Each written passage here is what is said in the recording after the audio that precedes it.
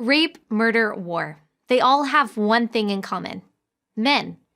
Aggression, violence, ambition unchecked by conscience, all the stuff of toxic masculinity, right? And the solution is obvious. Make men less toxic.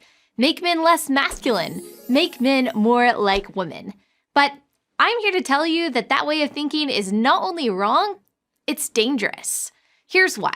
When you try to make men more like women, you don't get less toxic masculinity. You get more. Why?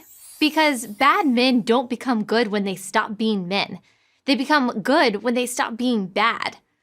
Aggression, violence, and unbridled ambition can't be eliminated from the male psyche. They can only be harnessed. And when they are harnessed, they are tools for good, not for harm. The same masculine traits that bring destruction also defeat tyranny. The traits that foster greed also build economies. The traits that drive men to take foolish risks also drive men to take heroic risks. The answer to toxic masculinity isn't less masculinity. It's better masculinity. And we know what that looks like. It's a young man opening the door for a girl on their first date. It's a father working long hours to provide for his family. It's a soldier risking his life to defend his country. The growing problem in today's society isn't that men are too masculine. It's that they're not masculine enough. When men embrace their masculinity in a way that is healthy and productive, they are leaders, warriors, and heroes. When they deny their masculinity, they run away from responsibilities, leaving destruction and despair in their wake. The consequences can be seen everywhere. 1 in 4 fathers now lives apart from his children. And children who grow up without a dad are generally more depressed than their peers who have a mother and a father. They are at far greater risk for incarceration, teen pregnancy, and poverty.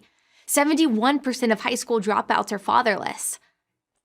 Of all the rocks upon which we build our lives, family is the most important.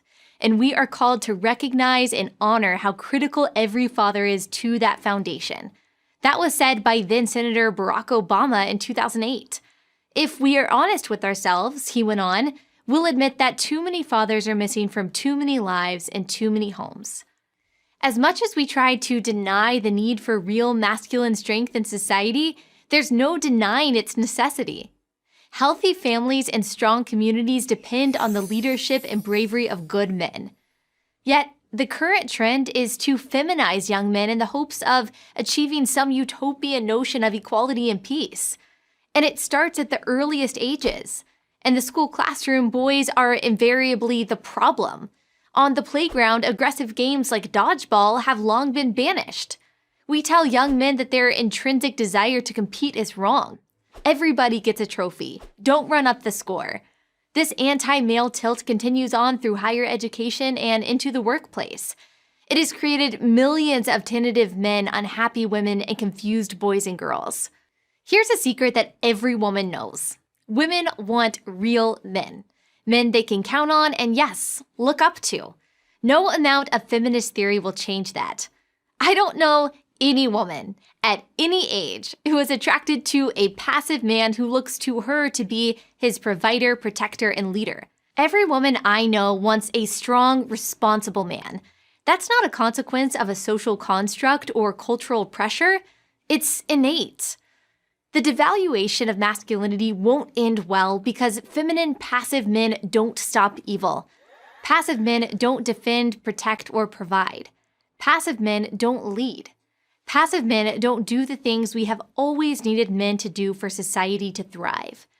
In his book, The Abolition of Man, English social philosopher C.S. Lewis writes about this problem.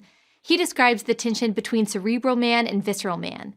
By his intellect, Lewis explains, man is mere spirit, and by his appetite, mere animal. We need both. Take away one, and you're left with a man who's either weak or wicked. And in a world of wickedness, weak men are nothing more than enablers of wicked men. Rape, murder, war. They all have 2 things in common. Bad men who do the raping, murdering, and warring, and weak men who won't stop them. We need good men who will. It's not masculinity that's toxic. It's the lack of it.